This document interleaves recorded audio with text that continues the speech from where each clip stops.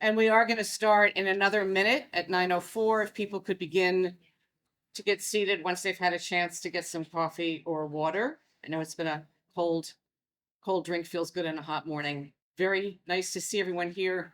We appreciate your making this priority for us today. Thank you. Okay, thank you. My name is Meg Gardner. I'm the Secretary General of ChildFund Alliance, and I'm here today to just briefly welcome you to our session with many good topics, terrific speakers, and a very complex, important subject. The subject of our meeting is the intersectionality of climate insecurity and violence against children. How young leaders are taking climate action to protect themselves, their families, and their communities. I'd like to thank our hosts, Caritas Internationalis, Save the Children International, and World Vision International. I'd like to thank our co-sponsors, the Permanent Mission of Luxembourg and the Permanent Mission of Malta. And I'd like to extend a special note of welcome to our young leaders, from whom we will be hearing later this morning. We have Stahana from India, Anna from Indonesia, Christina from the Czech Republic, and Alice from Australia.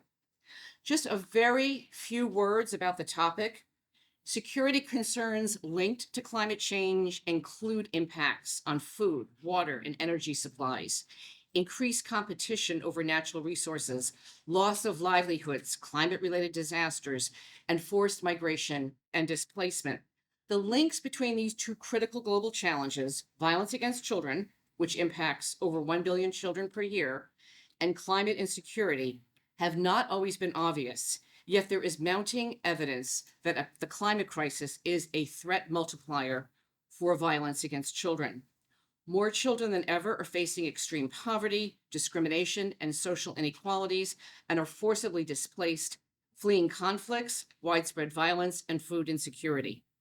The total shock of the climate crisis are intensifying the socioeconomic impacts of other issues that we've been dealing with globally, including the COVID-19 pandemic. And together, these aggravate key risks such as poverty. And these, again, lead to violence, abuse, and exploitation. Taken together, multiple crises continue to intensify children's vulnerability to violence. And as Najat, whom we will hear from later, will explain, no country is immune and no child is immune to this threat multiplier. To set this stage, we're very fortunate to have Fatou Zhang, the climate advisor to the UN Security Secretary General. Fatou has close to a decade of experience in the climate change, gender, education, advocacy, and overall child space. And her educational credentials include a master's degree in environmental development policy. She serves as one of the climate advisors to the UN Secretary General and sits on the advisory panel of the UN Early Warning System for All. She's the founder of the Clean Earth Gambia, one of the largest youth-led environmental NGOs in the Gambia. Due to her accomplishments, she's won numerous awards, including the 2024 Youngster Award at Genetech in Berlin and the Award for Women Championing Environmental Rights. Fatou could not join us in person today, although she may be following us virtually. Due to the unstable internet connections, she's offered to pre-record her remarks. So I would now like to turn this session over to Fatou. Fatou, if you're joining us virtually, welcome, and thank you for taking the opportunity to prepare these remarks. Hello. Thank you so much to ChildFund International for the invitation and for staging such a very important event on the intersection of climate insecurity and violence against children, as well as the role of young people in protecting themselves, their families, and their communities in addressing the impacts of climate change, as well as violence against children. We all will understand and we all will acknowledge the fact that the climate crisis continues to affect children the most, as one of the most vulnerable groups to the impacts of climate change. and places like the Gambia and other parts of the Sahel, we've seen how the climate crisis has exacerbated conflicts as well as insecurity, leading to the displacement of children, leading to children actually not going to school, leading to also child marriages, as well as other societal problems that children actually are facing in Africa or in the Sahel. And as young people and as children, we understand the important role that we continue to play in not only holding our leaders accountable in addressing the climate crisis, but also taking bold steps and bold leadership to engage our communities and our societies in taking impactful and positive initiatives to address the climate crisis. For instance, we have seen how young people and children have mobilized thousands of their colleagues around the world, in Europe, in Africa, staging protests to continue to remind our leaders to make bold promises and bold policies to make sure that they're addressing the climate crisis. We've also seen how young people and children have set up organizations and civil society platforms where they've engaged in dialogues, where they've engaged their communities, especially through tree planting initiatives, through community outreach, among others. So my message to leaders that are at this panel or at this event today is that we need to make sure we take more bold leadership where we ensure we are protecting the rights of children and young people, especially amongst or amidst the climate crisis that we are continuing to face. We've seen how there has been an increase in sea level rise, in drought, as well as pollution, as well as land degradation, among other climate challenges. So we need to make sure we're taking more actions, we're taking more and making sure that we're implementing policies and programs that are going to protect the lives and livelihoods of most especially children and young people who are the most vulnerable and who are the most impacted when climate disasters occur. Thank you. Thank you. For those of you who just joined, that was Fatou Zheng, with recorded remarks, the UN Secretary General's climate advisor. I hope you could hear her. I know there was a little interference there. For those of you who signed up, we are going to send out a recording of this event. So there'll be another opportunity to hear remarks if they were a little challenge in hearing some of these so far. I also know the room's a little warm. We've spoken with the church center. They're trying to work on it. So I, again, apologize. There's cold water there if you need it. And we will hopefully have a cool down in a few minutes. Okay, I would like to introduce His Excellency Mr. Oliver Maas, Ambassador and Permanent Representative of Luxembourg to the UN. He will come up to this lectern and introduce it, provide some remarks. Just a little background about him. His Excellency took up the position of Ambassador and Permanent Rep of Luxembourg to the UN in New York in July of 2021. Before this appointment, he was Director for Political Affairs at the Ministry of Foreign and European Affairs of Luxembourg. He was the Deputy Permanent Rep of Luxembourg to the UN in New York, at which point they had a seat on the Security Council. And he is also Deputy Permanent Rep to the Political and Security Committee of the European Union in Brussels. Welcome, Your Excellency. Thank you for joining us.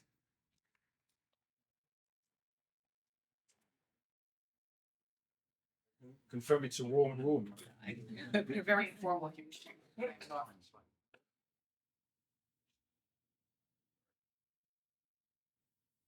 So very warm welcome to this side event. Can you hear me? Can you hear me clearly? So I'll bring this up. Thank you very much, dear Meg, for this introduction. And also thank you to Fatou, the special advisor, for inspiring remarks this morning.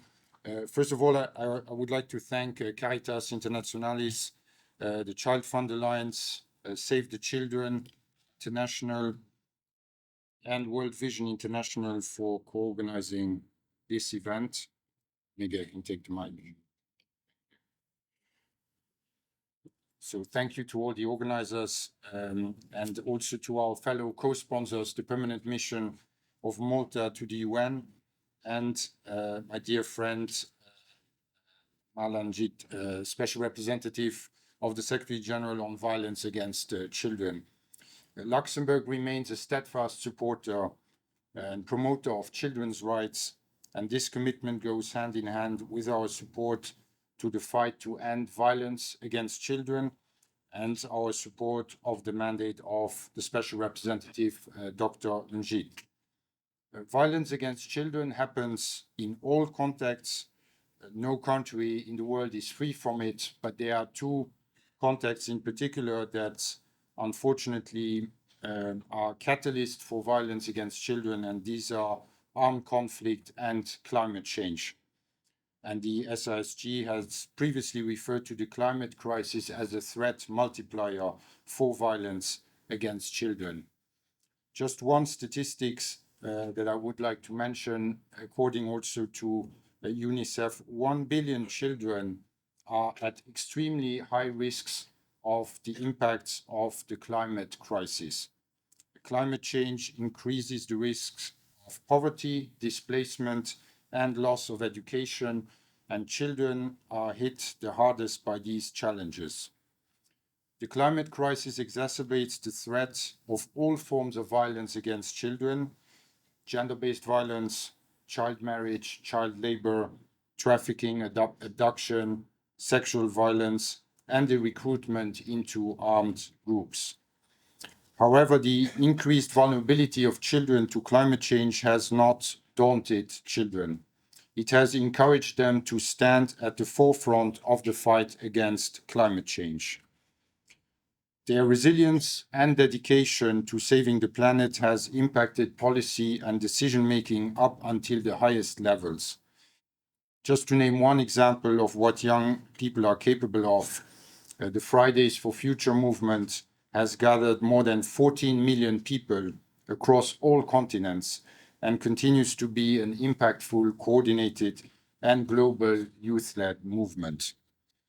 We must protect children's freedom of expression and give them the space to be part of the solution at every level, local, regional, national, and of course, global. This includes ensuring the meaningful participation of children in all multilateral fora, such as the ongoing high-level political forum. And I'm very glad that we have a lot of young people here in the room today. This also includes the upcoming Summit of the Future, which will be held in September, and also the upcoming COP. In fact, the declaration of the COP28 marked the first reference to children in a COP outcome document.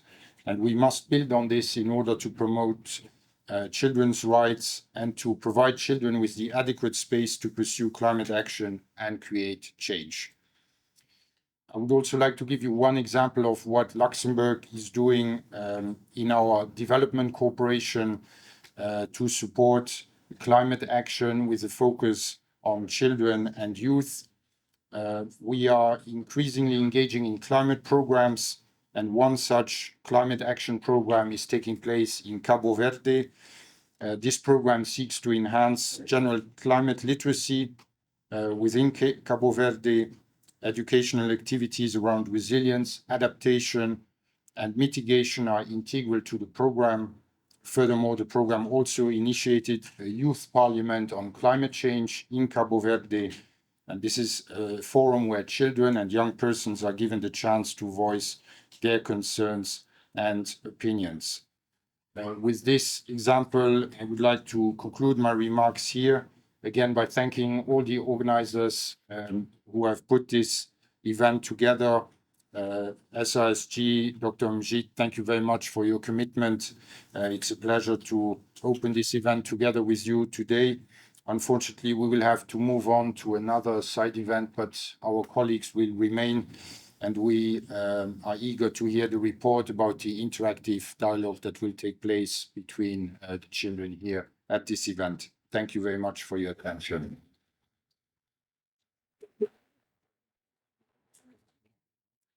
Your Excellency, thank you very much for those remarks and for all your leadership on the issue of children and climate change. Is it okay that I hold this? It's fine. Good. It's a little easier. And thank you for taking time to be with us. I know there's a lot of demands in your time this week, so we appreciate your being with us this morning.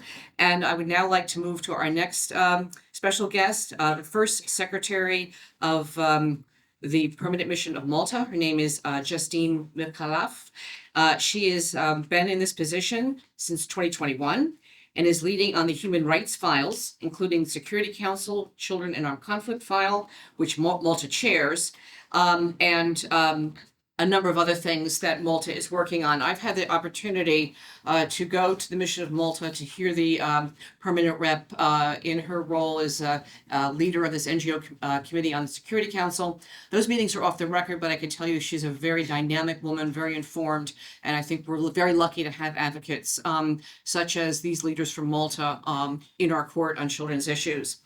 So Justine joined the Foreign Office in 2015, and she was previously posted in Geneva for 4 years. So we have someone who's very young and dynamic in this sector, and it's my pleasure to invite her to this podium. And I'll hand you the micro. You can figure out which is the most comfortable microphone position. Thanks. Thank you very much, Meg. Good morning, everyone, and a warm welcome to you all. First of all, I would like to apologize on behalf of my ambassador, who would not be here, unfortunately, due to other engagements. But of course, we very much thank Caritas, ChildFund Alliance, Save the Children International, and World Vision for organizing today's side event in the margins of this year's high-level political forum. It is my pleasure to offer some welcoming remarks. We are a proud co-sponsor of this event together with Luxembourg, and I also wish to take the opportunity to thank Sarah Zrivak and Dr. Majid and her office for all her work. We work very closely with her and her office, so we are very much happy to co-sponsor this event with all of you. Malta firmly recognizes that climate change is a significant threat multiplier, exacerbating various global challenges, such as the frequency and intensity of extreme weather events, also the reduction of food supplies, and the escalation of conflicts. Understanding the far-reaching implications of these interconnected issues, we have prioritized the agenda of climate, peace, and security during our term on the Security Council. We also recognize that children remain the most vulnerable to the impacts of climate-related shocks, as well as related displacements, malnutrition, and conflict.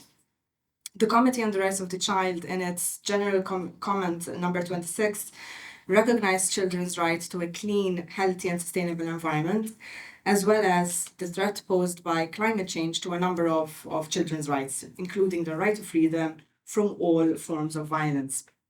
We have also seen that 2023 was the most violent year for children, and this was verified by the UN in the Secretary General's latest annual report on children in armed conflict.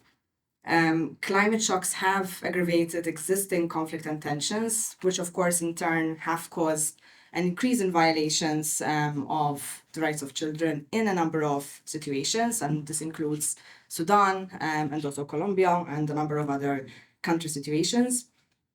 Malta believes that governments need to do more to mitigate the impacts of climate change, especially for children, including our own government.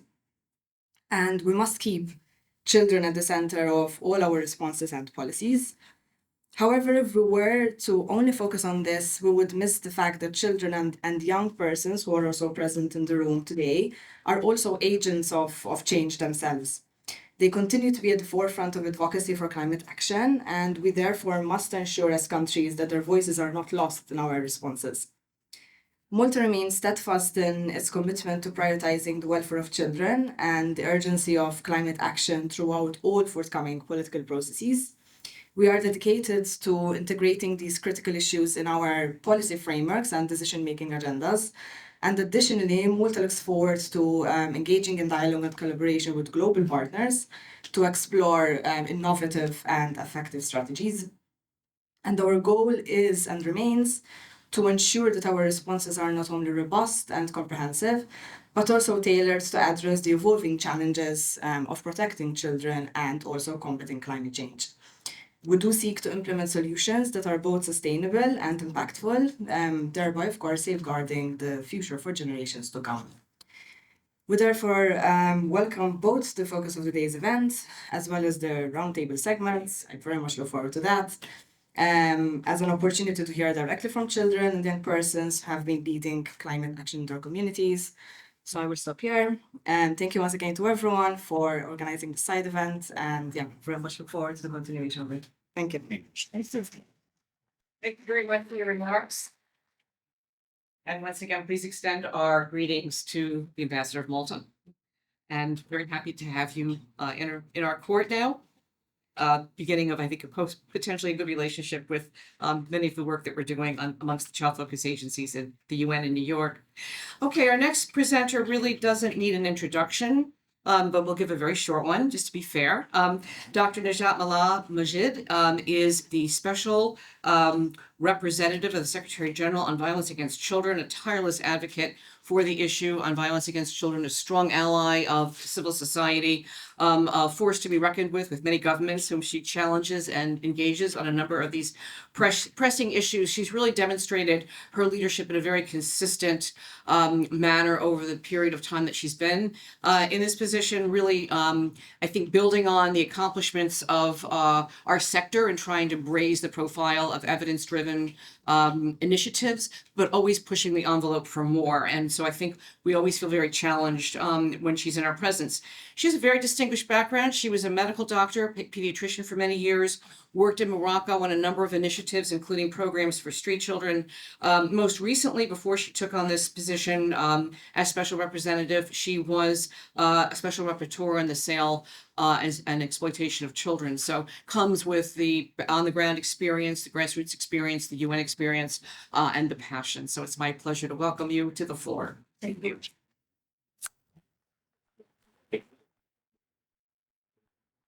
I will put it here because as Mediterranean, I speak with my hands and it's very difficult to have, you hear me well? Many thanks, Meg, for this presentation. I just want to tell you that I am really, really very happy to be here with you and to thank all the organizer and co-sponsor for this really timely event, you know, on the intersectionality between, you know, climate crisis and violence against children. But most importantly, is also about young leaders taking action. And this is very important for me. So it is why I want to, it's okay? It's better. Yeah, thank you. It's good now? Okay. I would like to thank very warmly the children and young people worldwide who have brought us to such a discussion. And as highlighted by the ambassador of Luxembourg, really they made it. And really, I think it's really important to recognize that the role of children worldwide, the role of movements worldwide, of young leaders, of young boys and girls worldwide who are speaking up, make change. And this is important to start continuing doing it. And I want really to congratulate you, really to focus on this issue. And I want to address my words to you, children and young leaders. I met some of you one day, Anastasia, Satana, Alice, Christina, and it was really a pleasure exchanging with you, seeing your passion and seeing how you are involved. So please, I repeat again, never, never give up. Young leaders, as you highlighted, have alerting the world on the impact of the climate crisis on children and has acted as human rights and environmental defenders. Some of them were arrested, some of them was really threatened, but they continue doing it, claiming social and climate justice. It's amazing to know that more than 34 cases have been brought to court worldwide by children as young as 7 and 9 years old. Your tireless mobilization and activism in building the momentum behind the latest COPs and the CRC General Comment 26 adopted last year has been amazing and shall inspire all of us. But unfortunately, as highlighted, we all agree that much more things need to be done. We need to act differently, we need to act better, we need to act faster to make sure that, you know, this world is clean, healthy, safe, inclusive, peaceful for all children. And this is a big challenge. We have less than 6 years that are remaining and we are lagging behind. And this year we have the review of SDG 16, but also SDG 13. So we have climate and we have, you know, violence against children and peaceful and just inclusive society, showing the interlinkages between that. And it is why it's important, and many things were already told by Olivier and by Justin regarding, how the climate crisis, and by Fatou, regarding how the climate crisis, the climate change, the weather-related events really are impacting the most vulnerable. And the most poor children who are on the move, children in camps, children in detention, children, who are indigenous and relying on the nature. It's huge, the number of children who are already vulnerable will become more and more vulnerable to all this. In the same time, because of poverty, because of scarcity of water, because of drought, they have to move. And we have more and more climate refugees. And it's huge. And at the same time, it means, as you highlight, many children are out of school. Many families and many children are adopting, coping mechanisms to survive. Child labor is increasing. Child marriage is becoming, really a coping mechanism.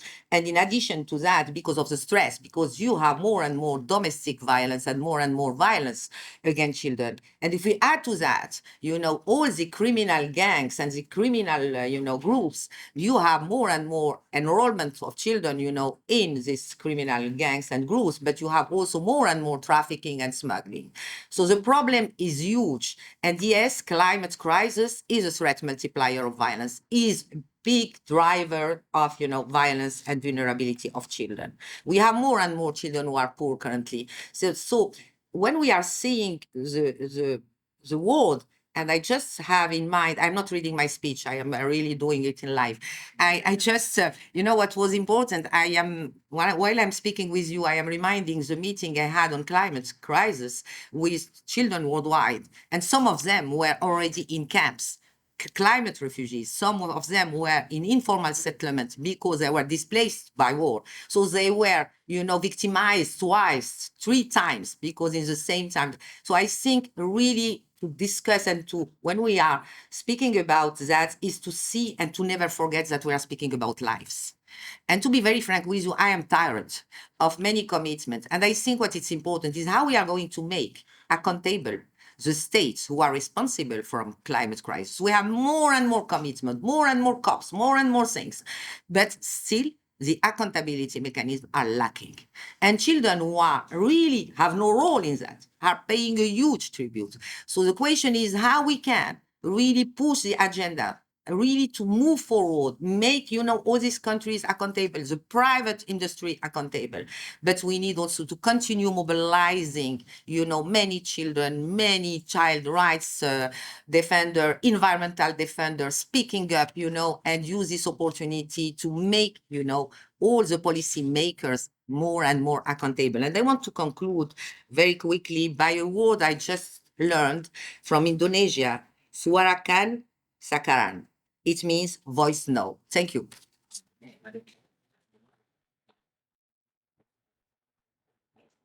Najat, thank you very much. We understand that both Najat and the ambassador will have to leave now, but maybe we give them one round of applause as they're exiting. Thank you so much.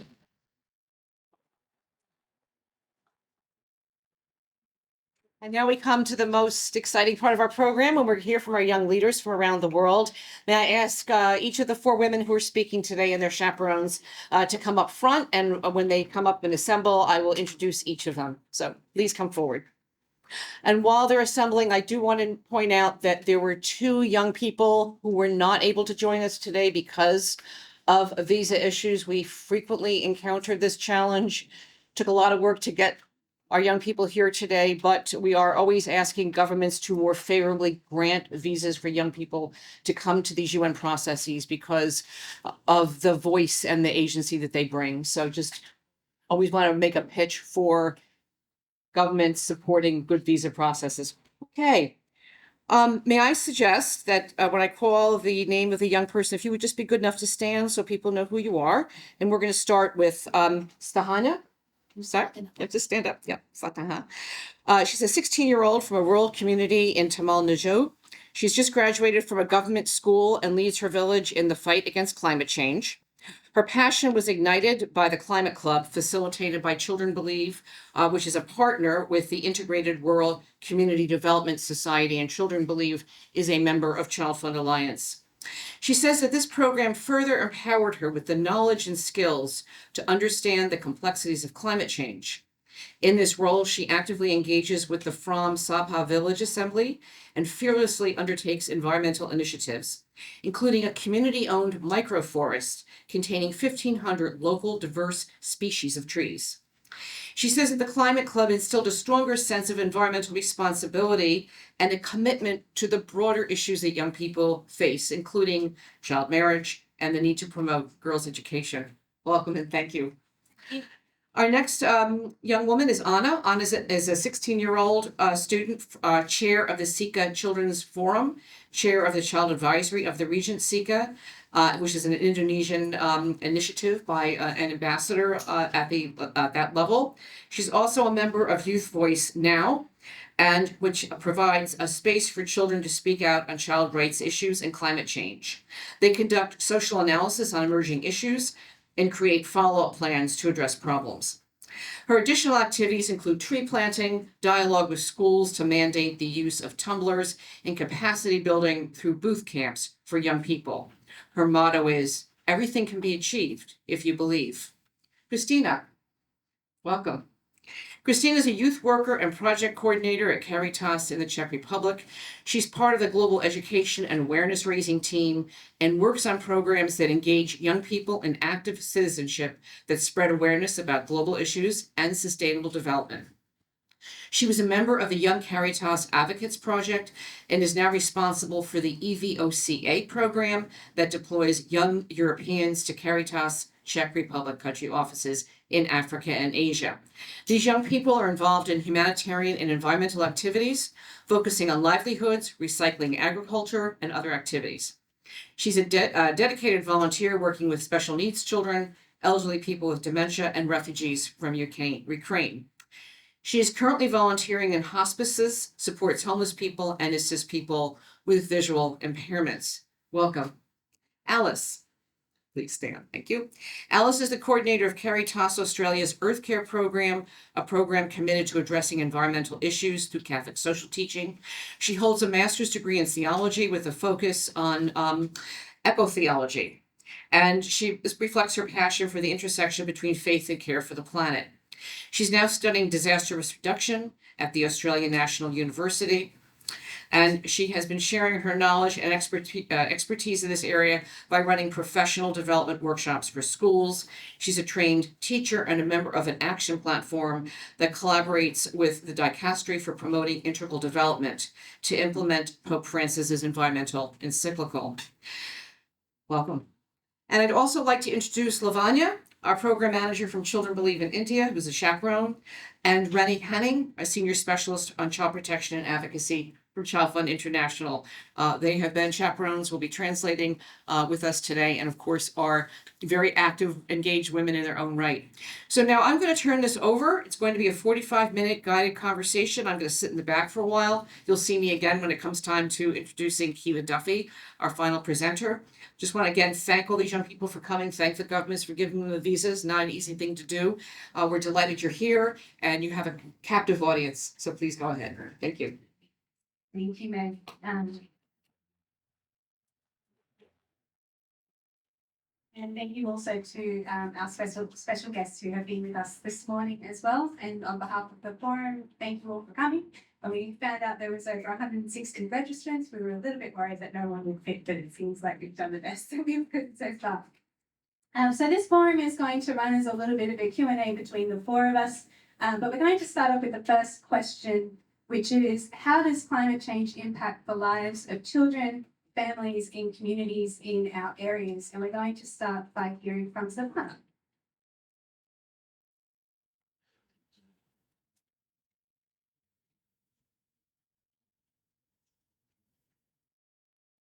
வணக்கம். என்னோட பகுதியில குழந்தைகள் மற்றும் குடும்பங்கள் சமுதாயத்திடையில காலநிலை மாற்றம் அதிக பாதிப்பை ஏற்படுத்தியுள்ளது. எக்ஸாம்பிளா சொல்லணும்னா விவசாயம். எங்க ஊர்ல எல்லாம் விவசாயம்ன்றது எங்களுக்கு தொழிலே அதுதான். விவசாயம் இப்போ காலநிலை மாற்றத்தால விவசாயம் செய்யறது எங்க ஊர்ல கம்மியாகி இருக்கு. ஏன்னா விவசாயம் அதுதான் எங்க தொழில். அது இருந்தா மட்டும்தான் எங்க குடும்பத்துக்கு வருமானம் வரும். இப்போ விவசாயம் இல்லாத எங்களுக்கு வேலையின்மை ஆயிடுச்சு, வறுமை வந்துருச்சு, பஞ்சம் ஏற்பட்டுச்சு. அதனால குழந்தைகள் பாதிப்புக்குள்ளாறாங்க. பெற்றோர்களால வேலைக்கு செல்ல முடியல, அதனால குழந்தைகளை வேலைக்கு அனுப்புறாங்க. காலநிலை மாற்றத்தால பாதிக்கப்படுறது குழந்தைகள் தான். Agriculture has been the main source of livelihood in our communities, and today we don't see practicing agriculture anymore. So many of families have been pushed into poverty, and many families migrate for livelihoods, and that further perpetuates vulnerability among children. There are children who are forced to work, and there are other vulnerabilities that adds due to the impact of climate change.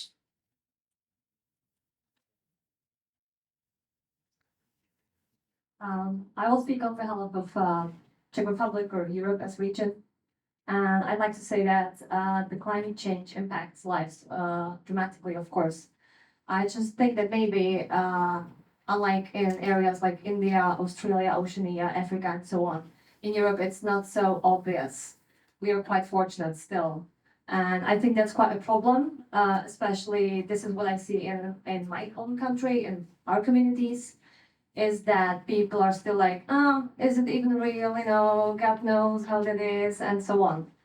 So I'd like to mention one example that I remembered from my childhood. When I was a child, when I was a teenager, the articles about climate change were like, okay, so by 2030, the average temperature will rise by 1.5 degrees Celsius. That was it. That was period. And I remember thinking, okay, I guess that is a problem, but I couldn't relate to the article. Like it didn't say how it will impact my life. And I think especially older generations still don't see it. My parents' generation, my grandparents' generation, they're still like reluctant to believe that. And only a few years ago, I started seeing this change in the communication and in the narrative. And these articles started saying things like, okay, if the temperature rises by 1.5, it will impact your life this and this way. So we are now starting to see it, but we should have started seeing it this much earlier. And as I said, Europe also has floods. We had probably the first tornado in the Czech Republic 3 years ago, which was extremely devastating. And I would never believe I would see anything like this in my own country in my life. So yeah, I think the task for Europe is to change the communication when it comes to the climate change. So, hi, good morning. I'm Anna. I'm from Indonesia. And I want to tell you what the impact from climate change in Indonesia. So, I live in East Nusa Tenggara. And in 2021, we experienced Cyclone Seroja. And I saw that many children and my friends is very afraid because their parents is missing and dead. And I saw that many facilities like school and homes is destroyed. And beside that, climate change causes prolonged drought and unpredictable weather, leading to crop failures and decreased income for farmers and fishermen. Because Indonesians, the many people work as farmers and fishermen. And the unpredictable weather, as make sometimes fishermen cannot go to sea too. And that's make resulting in unmet basic family needs and financial stress. The stress within the family leads to neglect, violence, and school dropout, and children face malnutrition and stunting. Girls and women were then responsible for fetching the water, and most of the time that needed to take a long journey to the well or river. We girls also face additional challenge during the menstruation due to a lack of clean water, which most of the time makes many of my friends in the village not attend school, and some are even forced to marriage as their parents see the marriage is also part of the situation for the financial challenge. Many children also suffer from infectious disease such as malaria, dengue fever, skin allergy, and dehydration due to very dry or cold weather. In our child and young people consultation, we also found out that many young people migrate to other provinces and neighboring countries for work without adequate skill, which leads them to experience trafficking and abuse. That's all, and I'm sorry I cannot have a good speak in English. So, but I try to speak in English. Thank you. Thank you, Anna. So on behalf of Australia and Oceania as well, I think it's well known that we're suffering the effects of climate change quite drastically at the moment, in all honesty. Australia is experiencing extreme heat, increased natural hazards. We are very fortunate though in Australia that we have a lot of social structures that are in place that enable us to be able to move when needed with safety. So the risks on children is still there. As Najat was sort of saying, you know, there's no one that's untouched by the exacerbation of these issues, but it is to a lesser degree, I guess, in Australia. But in Oceania, it is a real risk. We do have a lot of young Pacific people who are wanting to stay where they are. They don't want to be moved. They don't want to become displaced, mostly because of their connection to culture. And I'll just give you an example of what that connection to culture looks like and how climate change is impacting that in Australia. So for our First Nations people, our Indigenous peoples, there is a real connection to totem and to the natural fauna and flora that exists in Australia. And if a young person is living up in the Northern Territory and their kin are connected to the crocodile, there is a real risk that crocodiles will not exist in the future. The gender of a crocodile is determined by one factor, and that is the temperature of the water. So as the global sea temperatures are rising and we're losing crocodiles and the amount that we have of the different species goes down, for those young people who are connected to the crocodile through their kin, through their totem, they're experiencing a real severe loss of culture and identity. And it is much harder in general as well, just to be able to maintain that connection to culture, which is incredibly important. So in broad terms, we talk a lot in the Pacific about the non-economic loss and damages. So not just what's happening in terms of climate finance and those issues, but also those loss of culture, loss of language, displacement from home and totem and culture. So we're going to move now to the next question, which is just for Satana. And the question is, how does climate change impact the well-being and safety of children and young people in your region? And what strategies can be implemented to mitigate its effects and ensure their protection? சரியான பருவமழை இல்ல, தண்ணீரோட நீர் மட்டம் குறைஞ்சிடுச்சு, தண்ணீர் பற்றாக்குறை அதிகமாயிடுச்சு. எக்ஸாம்பிளா போன முறை நான் சொன்ன மாதிரி அக்ரிகல்ச்சர். இப்போ அக்ரிகல்ச்சர்ல தண்ணி இருந்தால் மட்டும்தான் அக்ரிகல்ச்சர் பண்ண முடியும். தேவையான தண்ணி இல்ல. நிலத்தடியிலிருந்து தண்ணி எடுக்கலாம்னா நிலத்தடியிலும் தண்ணி இல்ல. அப்ப என்ன நடக்கும்? வேலையின்மை ஏற்படும். வேலை இல்லாத போது வேலை இங்க இல்லைன்னும் போது வேற இடத்துக்கு இடம்பெயர்ந்து போற நிலை ஏற்படும். அதனால இடம்பெயர்ந்து போற இடத்துல நிறைய டிராபிக் ஜாம் அது இது நிறைய இருக்கும். நிறைய இருந்தும் அதெல்லாம் கடந்து போனோம். அங்க என்ன நடக்கும்னு தெரியாது. அவங்க குடும்பத்துக்கு குடுக்குற செலவு கம்மியா இருக்கும். அந்த வேலையும் தெரியாது. அதனால குடும்பத்துல வறுமை ஏற்படும். அதனால பெற்றோர்கள் குழந்தைகள வேலைக்கு அனுப்புற சூழல் ஏற்படும். கம்மியான டவுரிக்கு குழந்தைகளை திருமணம் பண்ற சூழலும் ஏற்படும். வேலைக்கு போற இடத்துல குழந்தைகளுக்கு சைல்டு அபியூஸ் ஏற்படும். வறுமையினால வீட்டுல கர்ப்பிணி பெண் இருந்தா அவங்களுக்கு ஊட்டச்சத்து தேவையான ஊட்டச்சத்து சாப்பாடு கிடைக்காது. உணவு பற்றாக்குறை ஏற்படும். நிறைய பற்றாக்குறை ஏற்படும். காலநிலை மாற்றத்தால குழந்தைகளும் பெண்களும் அதிக அளவில் பாதிக்கப்படுறாங்க. As she already explained, agriculture has been the main source of livelihood, and because of the climate crisis and water scarcity that is caused by the climate crisis, there is a forced migration that's happening in her region. And she says because of the forced migration, children are more vulnerable and susceptible to violence, and there are many children who are forced to become child laborers, and girls are married off uh, in her region for something called the dowry system in India, which is basically what you pay as a bride price, uh, and uh, and for the lowest bride price, the girls are given away for marriage. And she also talks about how migration puts the children when they go in for work in another place, and that place is not safe for children, and again, which means violence, opportunities for children to face a lot of violence, especially sexual violence. Shoes.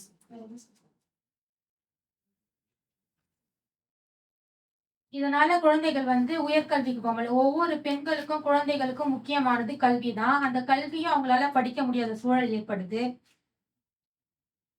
ஏன்னா காலநிலை மாற்றத்தால வீட்ல வேலையின்மை ஏற்படும். அதனால பெற்றோர்கள் வேலைக்கு அனுப்புவாங்க. தண்ணீர் பற்றாக்குறை ஏற்படும். இப்ப தண்ணீன்னா ஒரு 1 கிலோமீட்டர் போய் தான் தண்ணி புடிச்சிட்டு வர முடியும். அதனால வந்து தண்ணி புடிக்க போனா லேட் ஆகிடும். ஸ்கூலுக்கு போக முடியாது. நீ ஒண்ணும் ஸ்கூலுக்கு போக வேணாம்னு சொல்லி வீட்ல நிறுத்திடுவாங்க.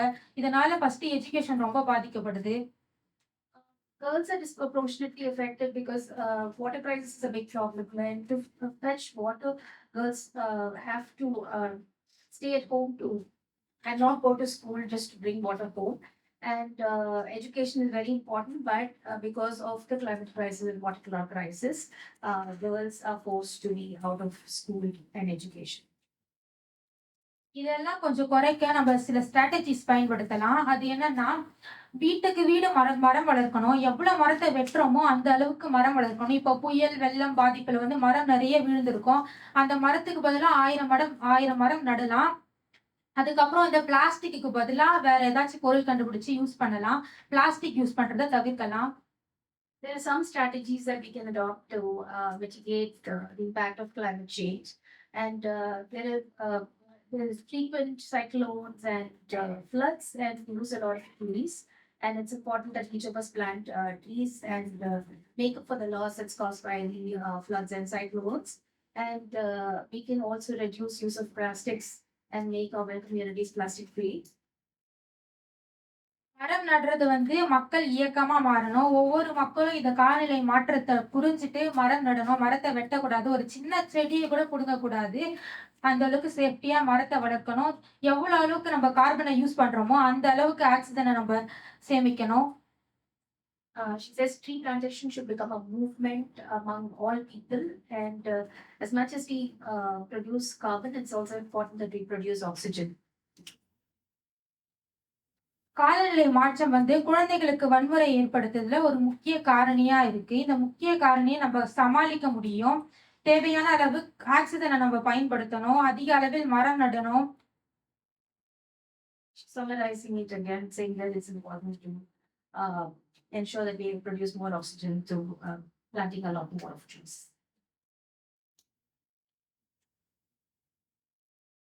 This question is for Christina. How do we engage young people in climate-related activities? So we and Caritas Czech Republic, we engage young people in climate-related activities in several ways. I will mention just a couple.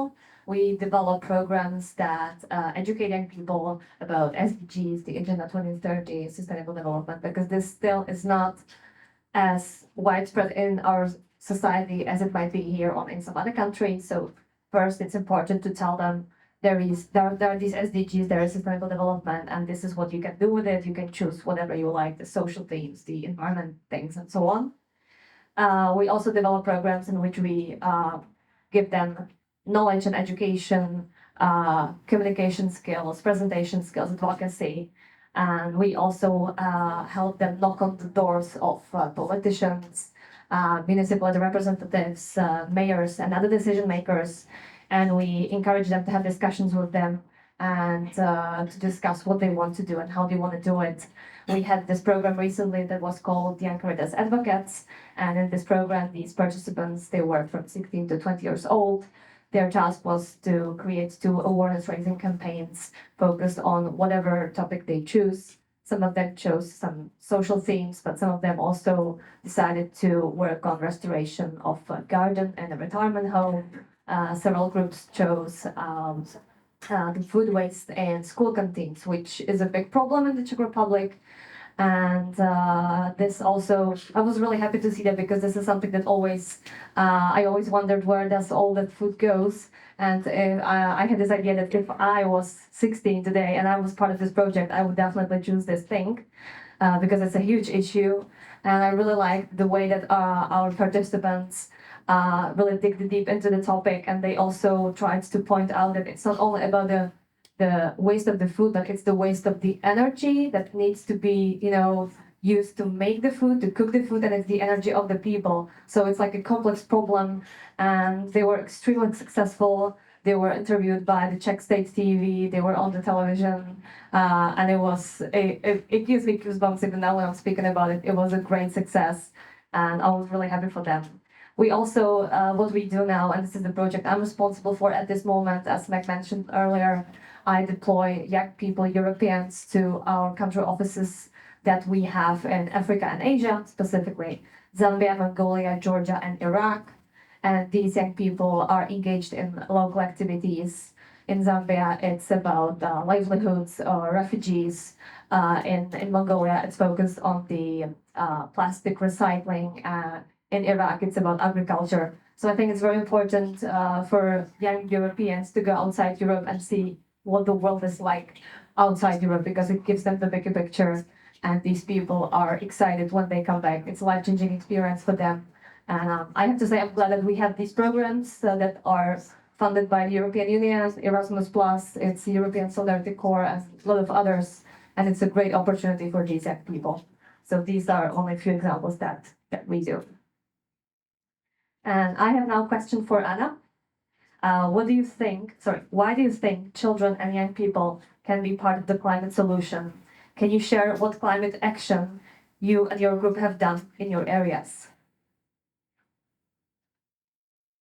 So I believe we are children and young people are the most vulnerable to this climate crisis.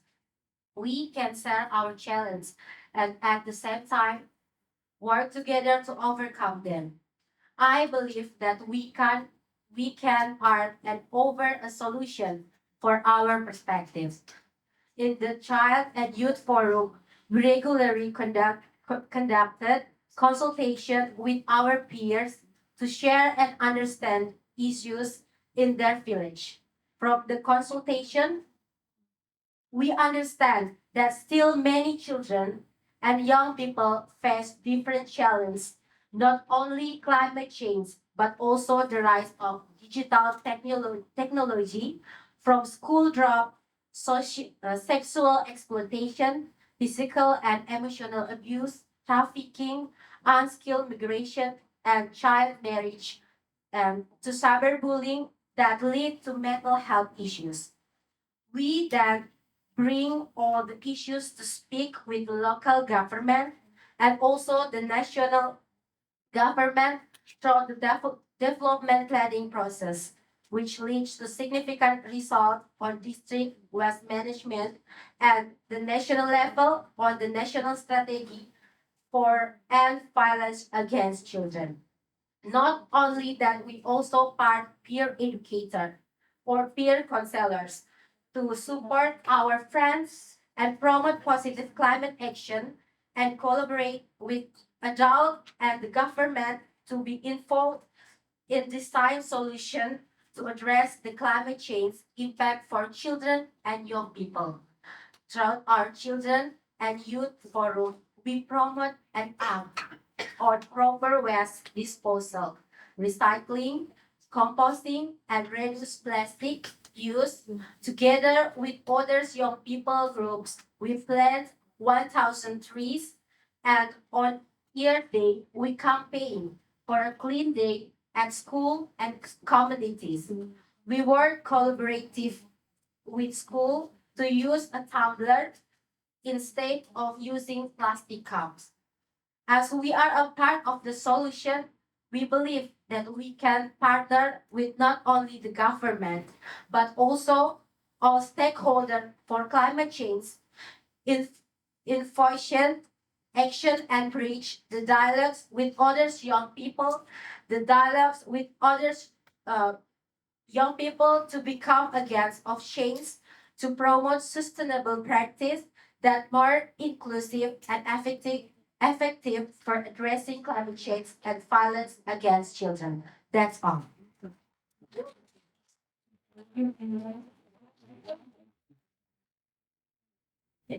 I'm sorry. I want to ask to Alice, why do you think, sorry, how is your work helping to amplify the voices of young people on issues related to climate change and climate displacement?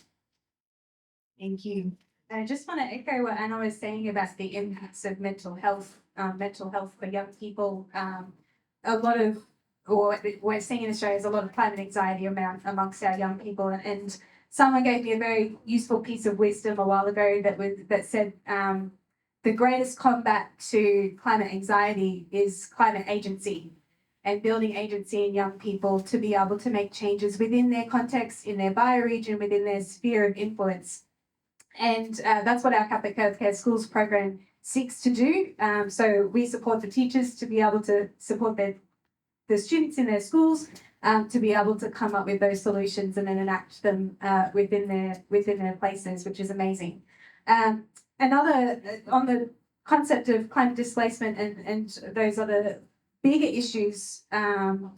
As well, we run at Caritas Australia a Pacific Australian Emerging Leaders Network that brings young emerging leaders from the Pacific to Australia to be able to engage with our politicians. So we get them in the room with the members of parliament to be able to discuss the issues that are impacting on them. And we find that it's particularly effective to have that face-to-face conversation and dialogue, more so than, openly being activists and being loud and, up on podiums and those sorts of things, because it invokes that emotional response from the politicians about what's really going on in the Pacific.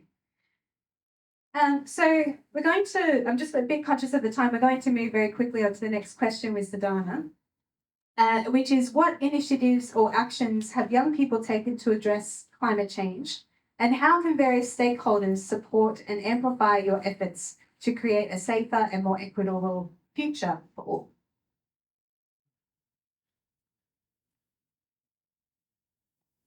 காலநிலை மாற்றத்துக்காக என்னோட பகுதியில நாங்க குழுவா சேர்ந்து 120 send நிலத்துல 4 ஆக்சி park micro forest அமைச்சிருக்கோம்.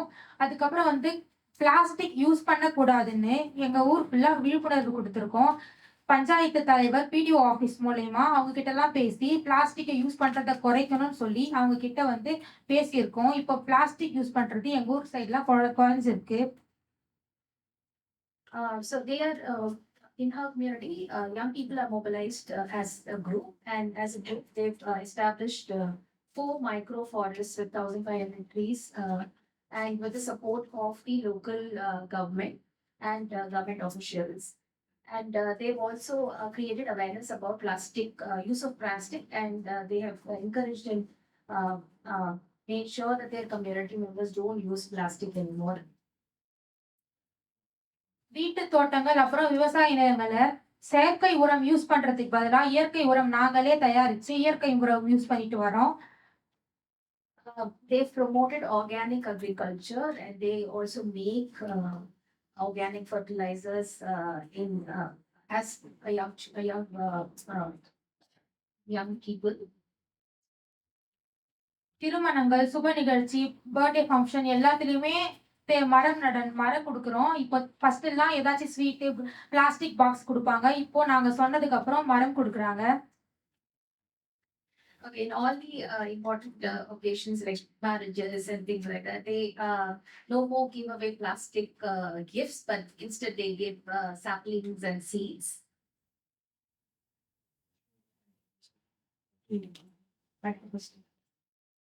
Youngsters எல்லாரும் நாங்க குழுவா சேர்ந்து இந்த சஸ்டைனபிள் டெவலப்மெண்ட் கோல்ஸ் பத்தி நிறைய பேசி அதோட முக்கியத்துவத்தை பெரியவங்க, குழந்தைகள் எல்லார்கிட்டயுமே சொல்லியிருக்கோம். அதை பத்தி விழிப்புணர்வு ஏற்படுத்தியிருக்கோம்.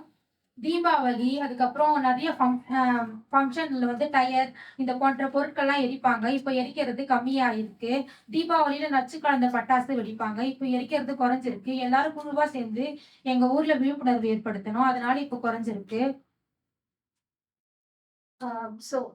There's a reduction in the local cultural practices of burning articles during, plastics and tires and during festivities.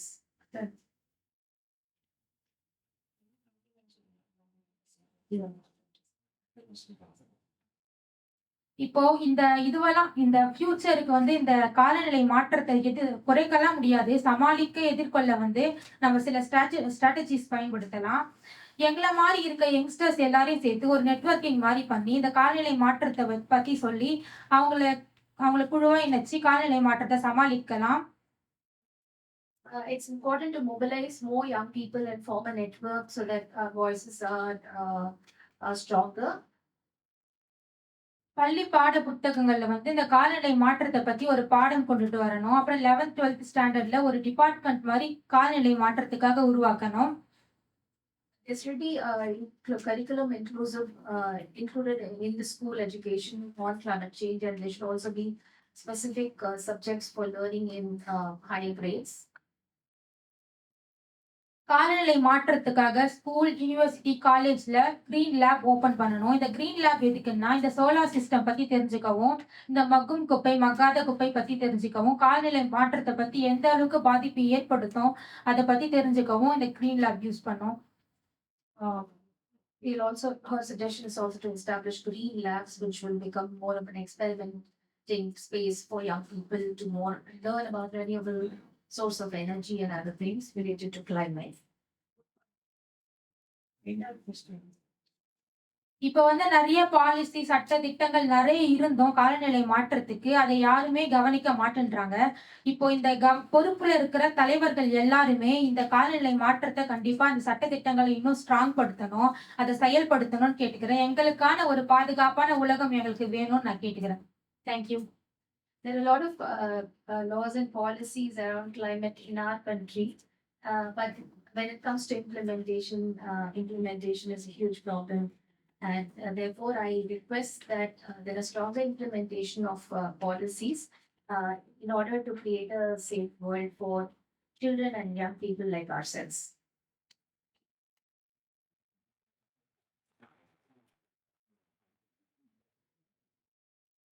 This question for Christina. What recommendation would you give to those working with young people in order to empower them and become change makers? Just briefly, there is a lot that could be recommended, but I'd like to mention one thing. I think it's important for us, for global leaders, the older generations, to take young people seriously. This is what they often mention when they work with us. They say when they voice their concerns, when they mention that they're afraid of the future, or they just they think that the climate change is actually a real thing and that they do believe it, they are laughed at, they are humiliated, they are belittled, and this is not the way to go. Absolutely not. They will be here in 50 years and they know it. Those who are 60, those who are 70 will not be here in 50 years, but they will. And they know that they should do something and they want to do something. So they have a lot of ideas, they have a lot of enthusiasm, they are encouraged, but we have to listen to them and take them seriously. This is what I would mention as the most important thing. And I will have a similar question for Anna. Anna, what is your recommendation that you can give to global or country leaders to address the impact of climate change on children's lives? So my recommendation to global leaders are: first, implement and regulate carbon taxes to mitigate their impact on children's health, education, protection, and children and young people mentioned well-being. And second, encourage innovation and development using renewable energy to reduce carbon emissions. And the last, foster cooperation and dialogue between government to invest in and innovate a green economy managed by young people. That's all. So I want to ask Alice, what intergenerational experiences have empowered or challenged you in your work? Thanks, Anna. I think similar to Tina, I've had some experience in the past where there's been elders or leaders within my community, people that I've worked with that have been in higher management positions above me, where I've approached them and said, "Hey, can we be doing more of this, or can we do this? Can we try this?" And there's just been immediate shutdown for one reason or another, around a whole range of different issues, and that was probably 5 years ago. That was a very common experience for me to have. But over time, I think that has shifted in Australia. So we've seen more of the impacts in the Pacific of what is happening. But I have been very fortunate that I now have some really positive experiences with elders, especially working in the Catholic Church, our older brothers and sisters that are working well into their 80s and 90s, being climate advocates in their own rights, and working really hard. So I think that that's really empowering. And also, whenever I'm working with students and they're seeing changes, or they're becoming really passionate about one particular issue or another, it really does lift the whole experience up. It gives you a lot more hope. I feel I could be having the worst day, and then some kid will tell me that they've been doing something really exciting, and it will just make the whole experience a lot better. So I think we need to continue that intergenerational conversation into the future as well. So we're just going to, I suppose, open up to everyone. Is there any final comments or thoughts that we want to share?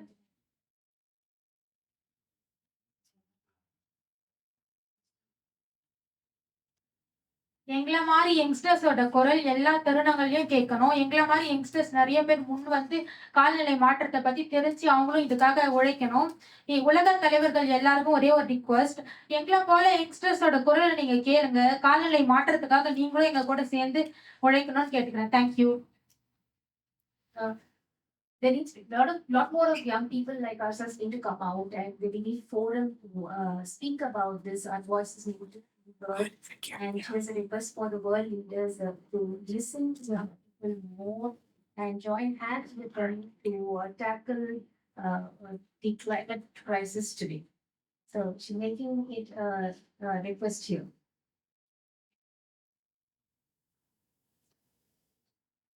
I just would like to encourage everyone to get in touch with young people and help them in their efforts. It's very encouraging also for us, and it is, exchange of the experience and thoughts and ideas is very encouraging. And as Alice mentioned, it's a great booster. So I also, when I'm having a bad day, I just look at everything that our participants, our young people managed, and it's a great booster. So yeah, please do that. Get in touch with them and help them, because this is what we need for the future.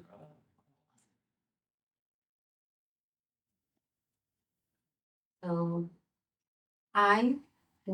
we want our leaders to listen and ensure that our voices are recognized in all the decisions to address climate impact, especially related to violence against children. I am children and I can speak out. Thank you.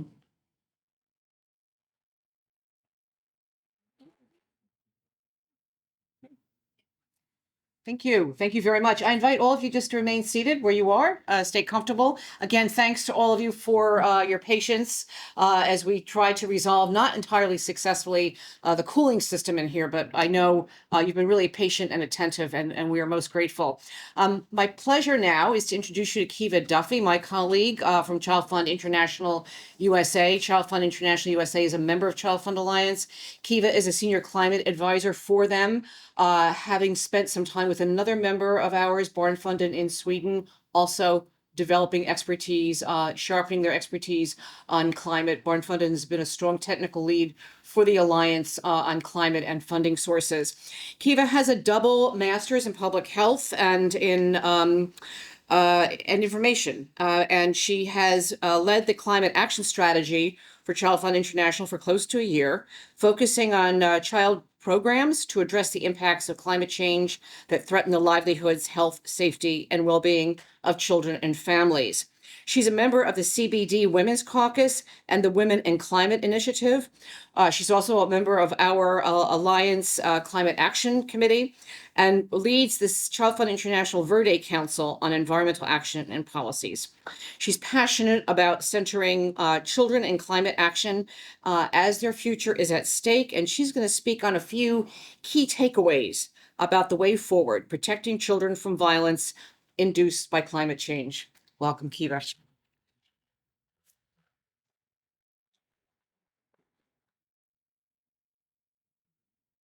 Thank you, Meg, and thank you all for still bearing with us with this heat. So we just have heard from the children and young panelists on how climate change impacts the lives of children around the globe. From discontinued schooling, malnutrition, migration due to unmet basic family needs, to loss of culture and identity linked to nature loss, to being undermined by older generations when actually taking action. Climate change has placed increased, compounding, and overlapping risks to children, magnifying their vulnerabilities to accessing quality essential services. We must adapt to the reality that many children and young people will not experience the world as their parents did.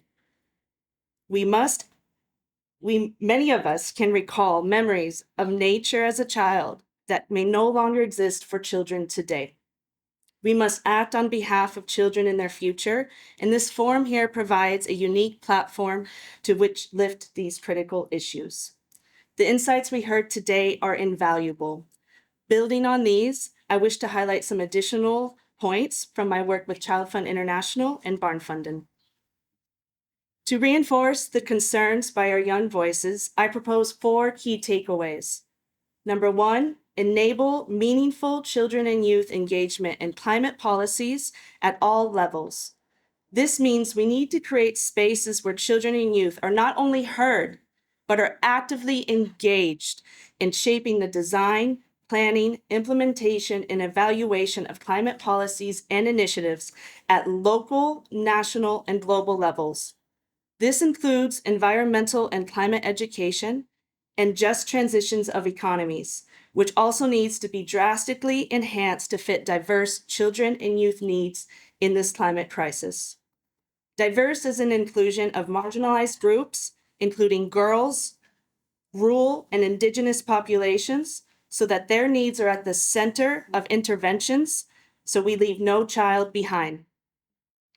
Second, address mental health and climate discussions. We have to recognize and support young people's mental health as they deal with the impacts of climate change. Climate change is an injustice issue. They are dealing with a burden they did not create. We must teach coping strategies and resilience building techniques, ensure psychological safety, and train facilitators in basic mental health literacy, ending sessions on positive notes and providing post-discussion support, such as follow-up check-ins and group debriefings, can make a significant difference. Third, respect children and youth participation and their right to childhood. We should avoid overburdening young people with the responsibility of solving climate change. They deserve a childhood, right? Adults should engage in child-friendly approaches to climate action and recognize the value of young people's time and contributions by compensating them appropriately. And lastly, recognize the broad impacts of climate change on violence against children. We need to understand that violence against children in the context of climate change extends beyond disasters. It includes the subtle, creeping impacts on individuals, families, and communities, leading to increased risk of child labor, child marriage, child soldiers, domestic violence, and violence in schools. A scaled-up integrated approach is required. Existing child protection frameworks like INSPIRE recommendations to end violence against children need to be improved by integrating climate change risks to strengthen existing child protection mechanisms. So in conclusion, I extend my heartfelt gratitude to the inspirational young people who have shared their insights today. I'm also grateful for ChildFund and all of our partners here who are organizing this event. Thank you for your attention and for taking these recommendations seriously. We must advance these issues to the next level with urgency, commitment, and accountability. Together, we can make a difference. So with that said, we're going to open the floor for questions and answers to our panelists. But I would like to first have a friendly reminder that everyone here today agreed to our child safeguarding guidelines and to please respect this event and keep it a safe place. So any questions for our panelists? Is there a mic? Yeah, we have a microphone back there that I'd be happy to spread around.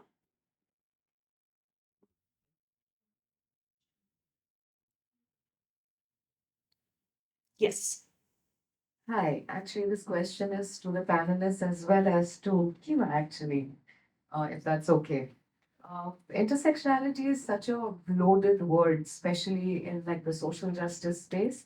And when we're looking at, say, an intersectional approach towards, preventing violence against children, are we truly looking at the various dimensions of intersectionality? As in, for example, the children from the global north are not affected the same way as the children from the global south. Children from religious minorities are not affected the same way. Children from economic minorities are not affected the same way. There is such a huge difference in the way that the two genders are impacted, not in terms of the proportion, but in terms of, I would say, it's not necessarily as disproportional as it's different. It's differential. Like girl child is affected differentially from a male child.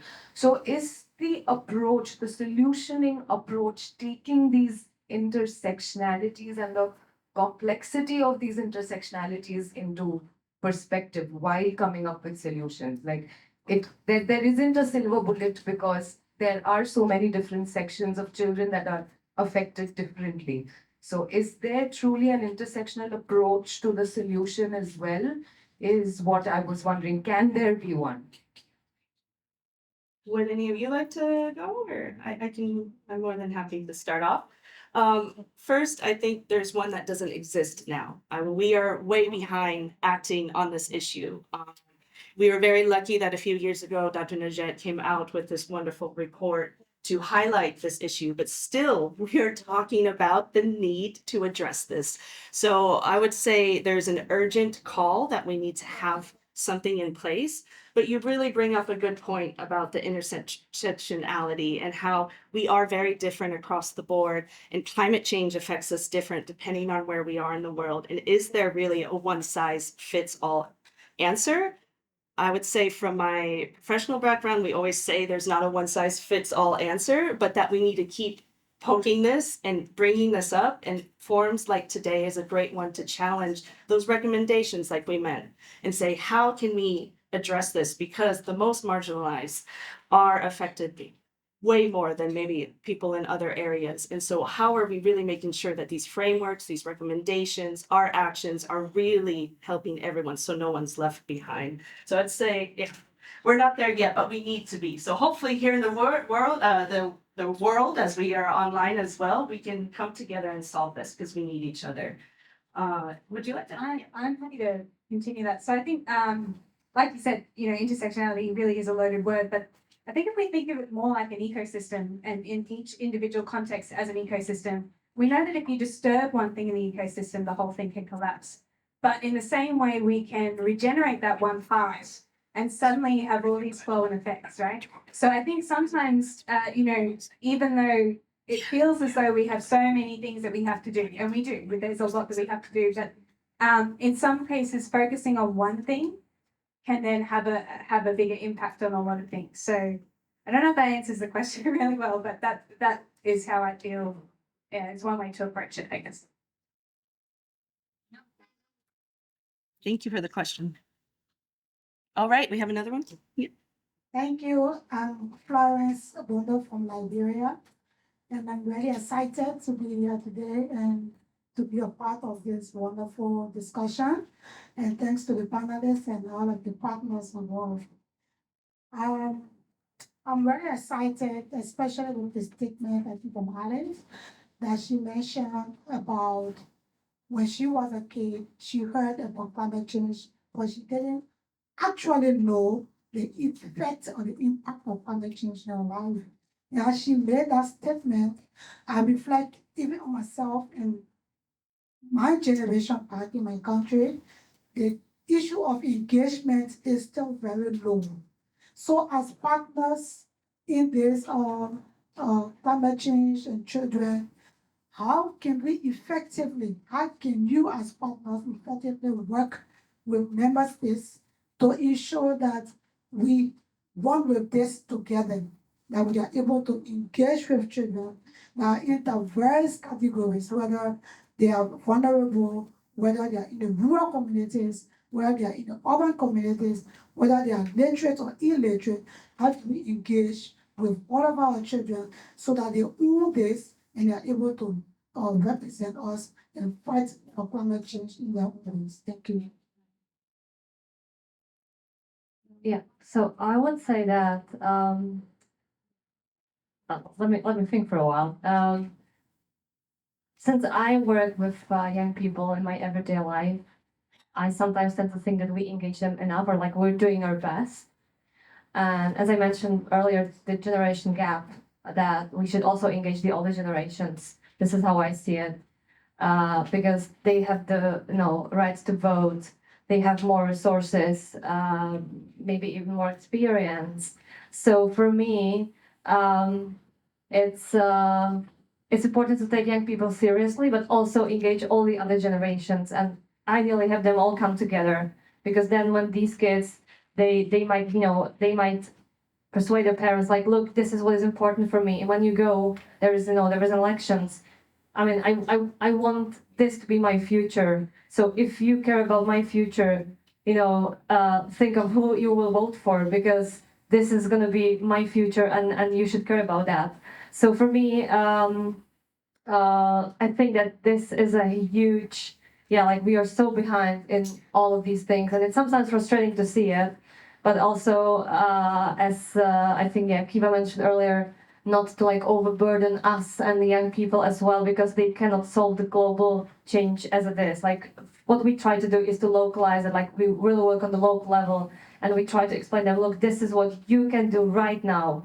This is what you can do, this is what you can influence, and this is something that maybe in the future, when you can vote, when you can become a politician, you can become, I don't know, a decision maker, you might be able to do more, but at least let's start with something. Talk to your parents, talk to your grandparents, try to engage them as well, because you need them. I mean, we need them and they need us. It's like, it cannot work without all the groups. So this is the ideal world that I'd like to see in the future. We all cooperate together, we all educate each other, we exchange information, ideas, and yeah, I think this would be a way that would lead us where we want to be.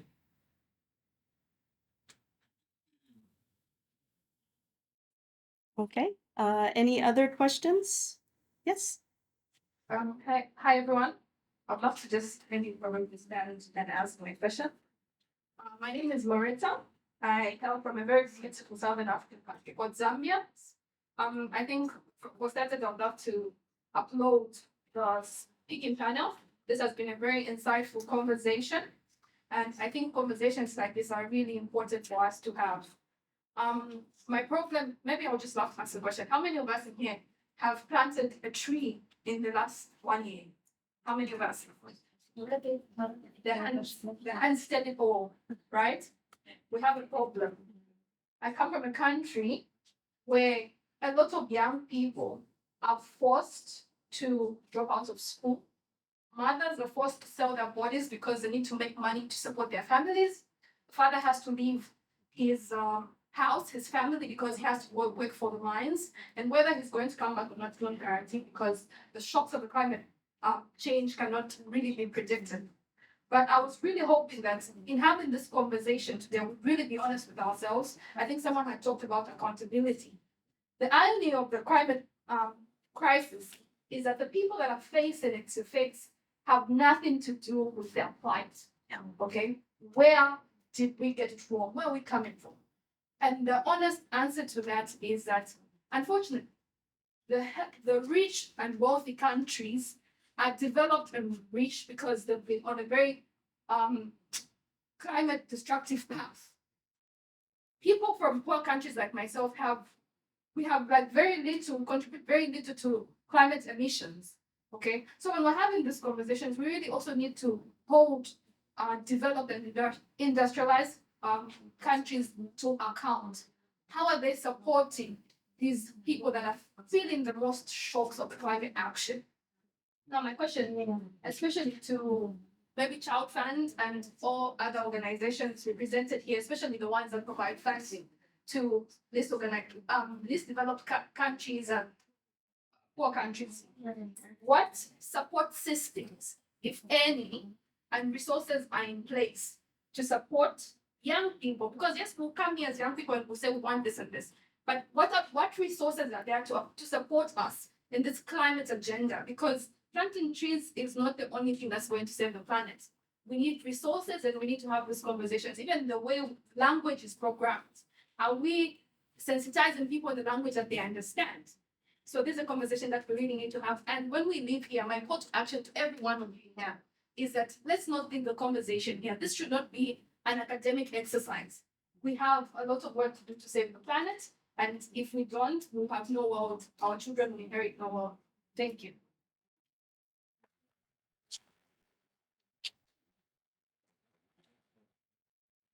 Thank you so much for that statement and question and testimony. It's very important to hear your voice, as it is for this forum for us to be able to speak about these issues, because there's often a lot of times where we aren't able to have this, and there needs to be more of this.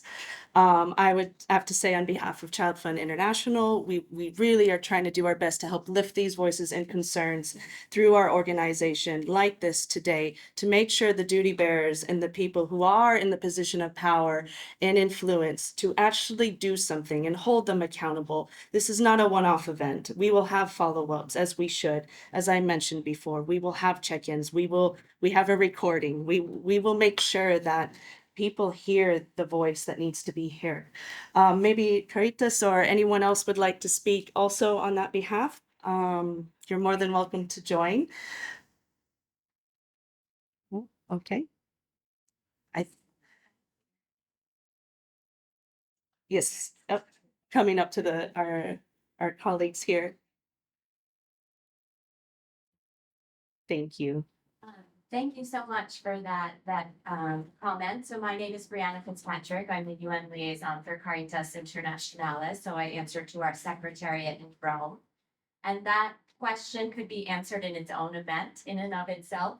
But what I would suggest that you do is come to speak to us. And also we have some papers in the back with a QR code for our youth report on how we actually engage youth and support them as a confederation. And our expert here, Rebecca, is our officer promoting youth leadership based in our secretariat in Rome, who also will have more examples about how our executive board has youth representatives on it. And all of our committees that are made up of our 162 members have youth representatives on them. And that was fully supported at our General Assembly that took place last year by all of the secretary generals and heads of organizations and presidents. So we're really happy with that progress. And again, the QR code will take you right to that youth report. So, thank you. All right, I think that was our last question of the day. Thank you. I'm going to hand this back over to Meg for closing remarks. Thank you all for still staying with us.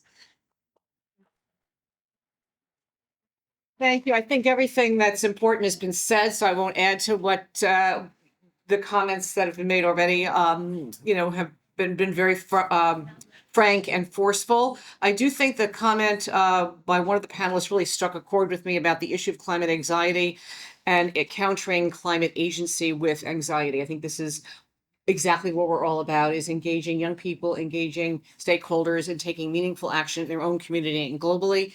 At ChildFund, and I'm certainly mindful, I'm working also with World Vision, Caritas, all of us have very, I think, fine youth engagement strategies, making that balance between providing agency but not burdening. And it's something that we will be taking forward, certainly in the Alliance, our strategic plan for the next 5 years is being developed, and we're looking at climate action as one of the top 3 strategic priorities. I know that many other organizations have already taken this on.